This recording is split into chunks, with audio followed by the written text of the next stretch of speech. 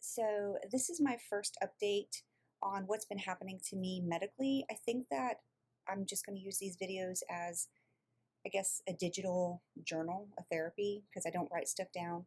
And maybe if somebody else is going through it, you will stumble across this and know that you're not alone, because in my research I found that there's actually not a lot out there. And I'm talking about an orbital pseudotumor, not the intracranial one that's elsewhere. I found similar things, a lot of things like that online, but the actual orbital one that's right behind the eye, there's not too much out there, as much as I would like.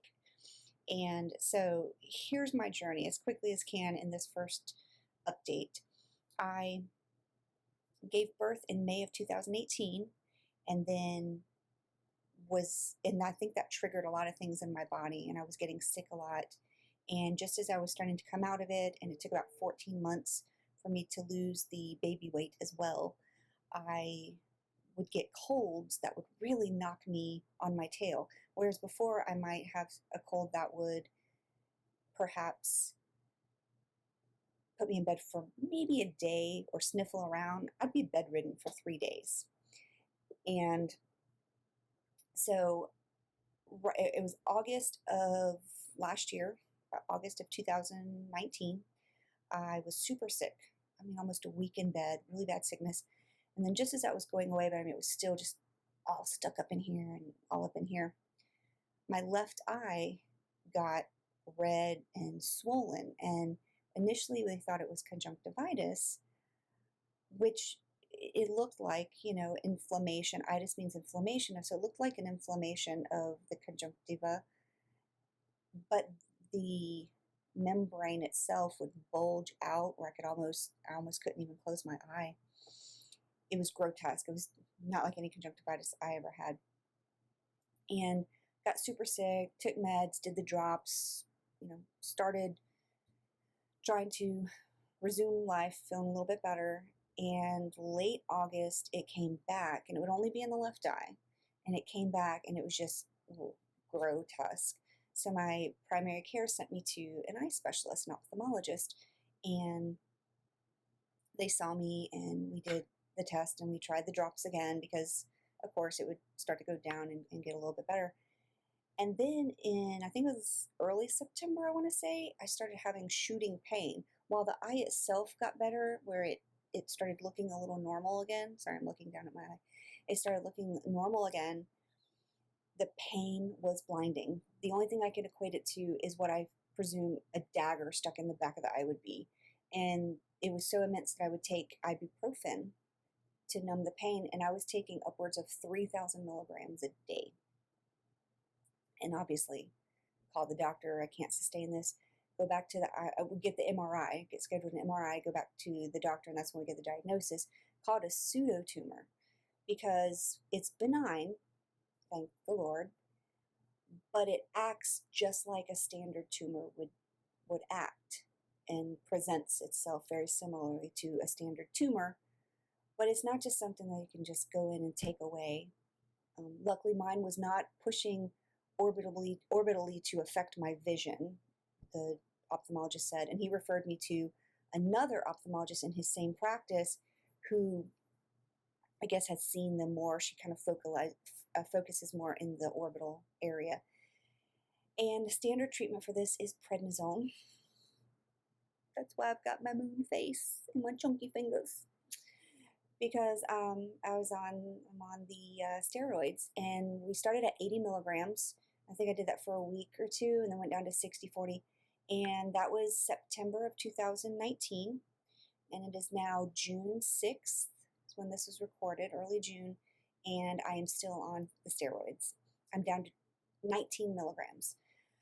When I tried to go down to 40 milligrams months ago, it would hurt, so we scooched back up half a milligram, then like 5 milligrams, and then I kept trying to pull it down. The first time I went to 30, it hurt. The first time I went to 20. I've been on the 20 for many months now, and the pandemic had my appointment get pushed back, so I was on it a little bit longer than the other milligrams. I want to say maybe at least 3 months, maybe edging into 4 months of the 20 milligrams. And so the doctor was going to start me on 18 just a few weeks ago. Well, I started on the 18 and I could feel the twinging pain in the eye at 18, which was very discouraging. So I upped it to 19, and I can still tell that there's something there. If I stop and think about it, I can still feel that there's some pain there, but I can function. So I guess how I'm feeling right now, just to get it out of my system, is I'm trying to remain hopeful and I'm trying to remain faithful that this is going to be taken care of. But I was a little discouraged when I couldn't even go down to 18 because, one, I don't want to be on steroids for the rest of my life. If it kept it away and it didn't have the weight issues, I could probably come to terms with it. But I had just lost 50 pounds of baby weight. I'm 5'8", and I started around 133, 135. You know, I was always a tall, lean, pretty darn thin gal. Had a little bit of extra from the baby, like I said, 133 and 5'8" is not bad at all. It was great, fine, whatever. And I got up to, I'm 170 right now, I think, 170. I got up to 174, 175, about the same as my husband. I wasn't eating the best, I have to be honest. I didn't think that I would be on the prednisone so long. So I was like, you know what, it's going to happen anyway. Let me just enjoy, because at the beginning the cravings were intense. And around the Christmas season, I gave in to them. I mean, half to a full bag of chips every night. And so just recently, I've downloaded the Lose It app, and I'm started to track. I'm trying to do high fat, low carb, but really monitoring my sodium, because a lot of this is water weight. You know, I've got the puffy, I've got the moon face, they call it. You probably can't see it, but just a little puffy in the eyes. Right there is a little squishy in the eyes, my little fat fingers, and a lot in my belly. I'm not standing up to show you my belly, but let's just say I've had a lot of people ask me if I was pregnant. No, seriously, what do you do? Excuse me. I know, it takes my breath away. And so I decided I had some culpability in that. Yeah, loving the double chin.